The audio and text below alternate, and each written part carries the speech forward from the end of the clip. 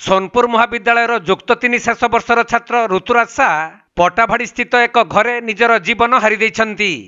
तेबे गतकाली महाविद्यालय शेष वर्षर छात्र छात्री मानक पई अनुष्ठित विदायकालीन उत्सव से जोगदेई तांकर जने सहपाठी रहुथबा पटाभाड़ी स्थित भड़ा घरे रहिथिले।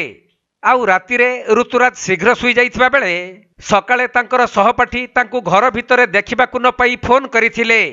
हेले ऋतुराज फोन न उठाइबारु शेषरे से खोजाखोजी करी रंधा घर भितरे ऋतुराजक मृतदेह देखिबाकु पाइथिले। खबर पाई सोनपुर पुलिस घटनास्थल रे पहुंची तदंत आरंभ करिसंती। तबे काहींकी और केउ परिस्थिति रे ऋतुराज निजर जीवन हारी देले ताहा स्पष्ट होई नाही। किंतु पूर्वरु जने झियो सहित ऋतुराजर प्रेम संपर्क रहिथिबा तांको सहपाठींक ठारु सूचना मिलिछि। सेपटे मृत छात्र ऋतुराजक घर बिनिका ब्लॉक कंटापाली गाँव रे बोली जଣା पड़िछि।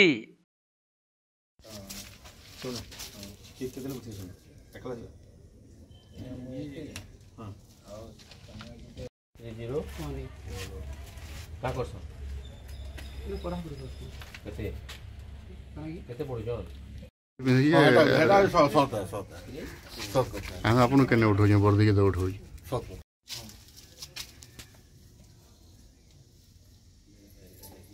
पवित्र संजीत महानन